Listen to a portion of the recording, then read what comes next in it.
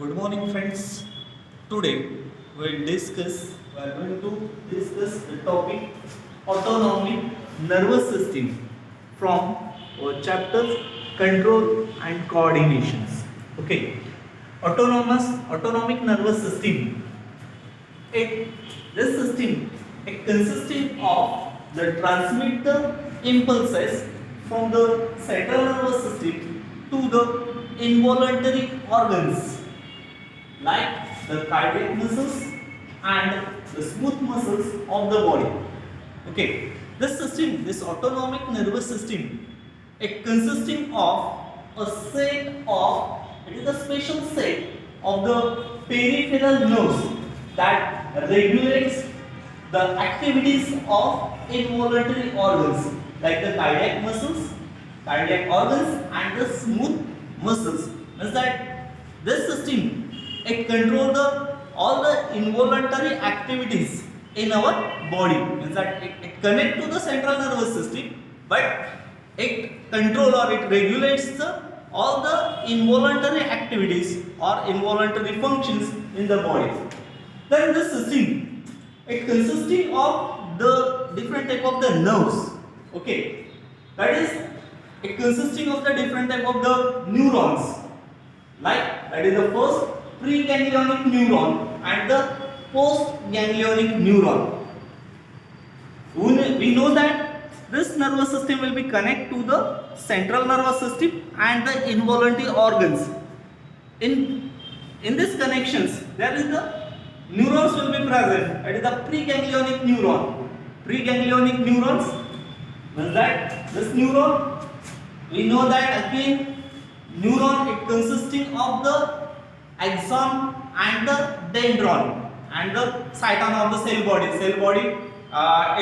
From the cell body there is the dendron will be arises, and from that cell body a long fiber will be arises. It is known as the axon. It is the simple structure of the neuron. Okay, in the preganglionic nerve fibers means that an axon which conduct the impulses from the central nervous system to the autonomous ganglion, means the region of the neuron from the central nervous system to the autonomous ganglion. Ganglion means that it is the clusters or it is the group of the cell body. It is known as the ganglion. So that this preganglionic neuron means the axon which will be start from that central nervous system or which conduct the impulses from the central nervous system, that is the brain, and to the autonomous ganglion. This neuron is known as the preganglionic neuron. Second, that is the postganglionic neuron. Postganglionic neuron means that it is an axon that extends from autonomous ganglions to the effector organ. Means that this postganglionic neuron it is the axon again, which will be arises from the autonomous ganglion up to the effector organ. In the simple way that this system, autonomous nervous system, it is formed by the nerve or it formed by the neuron, which will be arises from the central nervous system and will be extend up to the effector organ, different type of the effector organ, and then this system it conduct the impulses from the central nervous system to the effector organ and which control the all the involuntary activities like the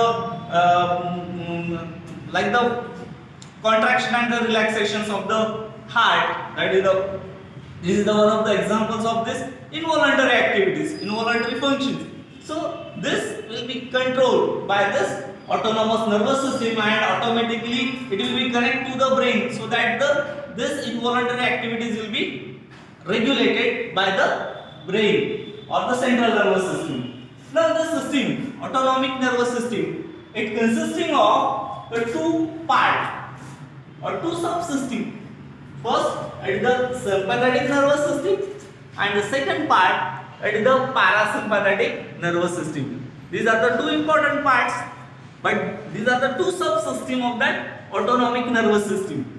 But these two systems will be antagonistic with each other. they perform their functions in antagonistic. Means antagonistic means that opposite to each other. Okay, now let us see the different points related to this sympathetic nervous system and the parasympathetic nervous system. From this point we can write the short notes as an examination point of view, or we can write the differences in between the sympathetic and the parasympathetic nervous system. Now let us see first sympathetic nervous system.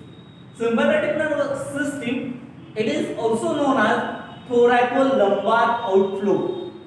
Thoracolumbar outflow. Outflow means that the nerve will be arises from that regions. This region will be thoracolumbar region, means that its originations. This sympathetic nervous system, it will be originate in the thoracic and the lumbar region of spinal cord. That is the T1 to the L3.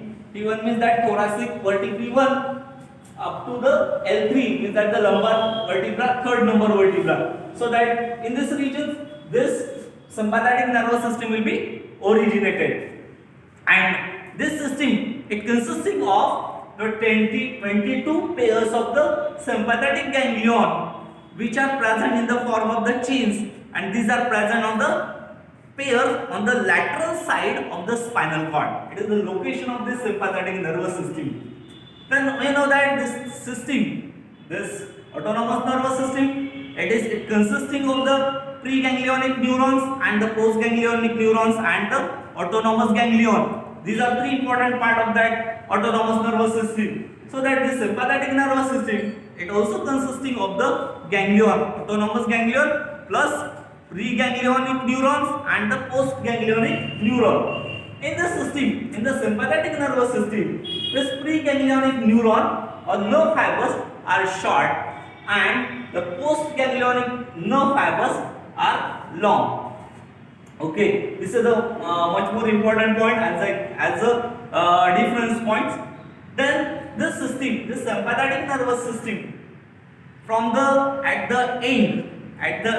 the terminal end of the postganglionic nerve fibers, at these regions, this terminal part, it is a knob-like structure. From these regions, one of the important chemical will be releases.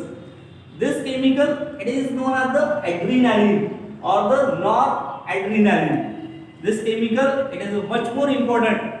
It is the neurotransmitter, and this adrenaline, it control or it regulate the impulses. So this system, sympathetic nervous system, it acts as the fight and the flight responses. Means that this system act in the emergencies. Whenever the emergency will be required, this system will be act. Then this system control involuntary. We know that this autonomic nervous system regulate the involuntary functions. So in case of the in case of this in case of the emergencies, this system will be activated. Sympathetic nervous system will be activated and it perform its functions. This system, it will be excitatory and the stimulatory effect.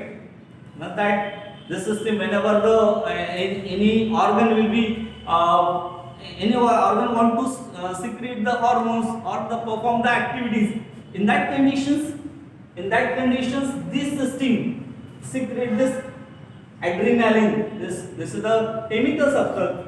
So this system will be secrete this adrenaline, and then this organ will be stimulated and to perform the functions. But this system will be act as a stimulatory in function. There is a certain exception, that is the dilations and the excretions.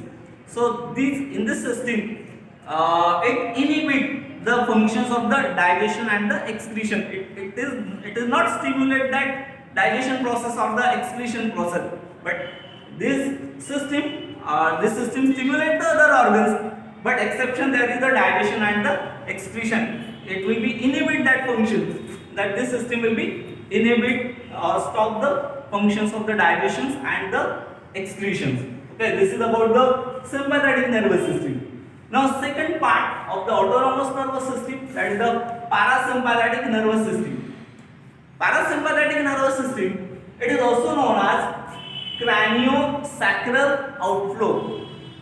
Craniosacral, cranium is the brain, and the sacral is sacral region. So that this nervous system, parasympathetic nervous system, it will be originate or present in that region. Is that this nerve will be arises from the cranium and the sacral region of the spinal cord.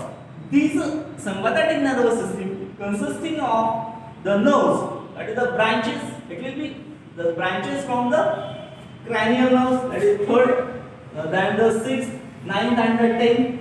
The 10th cranial nerve, sacral second, and the third, and the spinal fourth.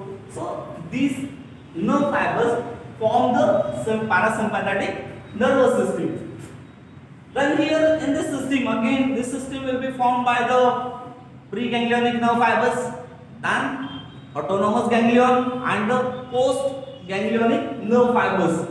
Here that the ganglion, here autonomous ganglion, this autonomous ganglion which are very close or within the wall of the effector organs, means that this ganglion it is present near the very close or within the effector organ, in the wall of the effector organ. Effector organ, that is the muscles and the bones, these are the effector organs. Okay, so that these ganglion will be present inside that muscles or inside that effector organs. Okay, so here that postganglionic nerve fiber will be very short here, because that the postganglionic nerve fiber will be arises from that ganglion. So that, and this ganglion, autonomous ganglion, will be present in the effector organs. So that here the postganglionic nerve fiber will be very short and the preganglionic nerve fibers will be very long. It is a major difference in between that sympathetic and parasympathetic nervous system. Okay. Then this system, this parasympathetic nervous system, this nerve secrete one of the chemical substance, that is the neurotransmitter. Again, this chemical substance, it is the acetylcholine. Okay, acetylcholine, it is the inhibitor. In fact, this is the hormones, and this is the substance which secreted by parasympathetic nervous system. And this parasympathetic nervous system, it will be antagonistic to the sympathetic nervous system. Antagonistic means that again it will be work opposite to the sympathetic nervous system. When you see the functions of that sympathetic nervous system, this sympathetic nervous system, it will be stimulatory in functions. It stimulates the different organs. In opposite of that, this parasympathetic nervous system, it will be inhibit that functions. That suppose any one of the gland. Okay. Suppose this gland secrete the hormones. Okay. Then when there is a deficiency or the less hormone will be secreted by that gland, in that conditions, that this sympathetic nervous system, it stimulate that gland to secrete that hormones. Okay. In that condition, when the secretion will be high amounts, or hyper in condition or high in amount, in that conditions, that parasympathetic nervous system will be activate and it inhibit the functions of that sympathetic nervous system. That in that conditions, that this parasympathetic nervous system, it will be inhibit that organs to stop the secretion or inhibit that gland to stop the secretions of that hormones. Then that both system will be work opposite with each other. Exceptions. We will see that in the sympathetic nervous system, this system will be stimulated, but there is the exception, that is the digestion and the excretion. That this system inhibit the functions of the digestion and the excretion. But here the parasympathetic nervous system, it work opposite to that sympathetic nervous system. In that condition, parasympathetic nervous system, it will be stimulate the digestion and the excretions. so that both are opposite with each other, but both system will be coordinate with each other and control the all the these are the both system are the part of the autonomic nervous system, so that this autonomic nervous system, it will be control and coordinate or regulate the involuntary functions of the body. It controls all the activities are controlling. It regulates the all the involuntary activities of the body and it coordinates the body. So in this way that it is about the autonomic nervous system of the body. It is connected to the brain, so that indirectly this system will be connected to the brain. And so we know that the brain, it is the vital and important organs of our body, which control the all the activities which are takes place in our body. So the brain is the vital organs. Okay, so this is about the system. And suppose and you can like my video, then press the like button. Suppose any queries or any comments, write in the comment box, and subscribe our channels. So thank you very much.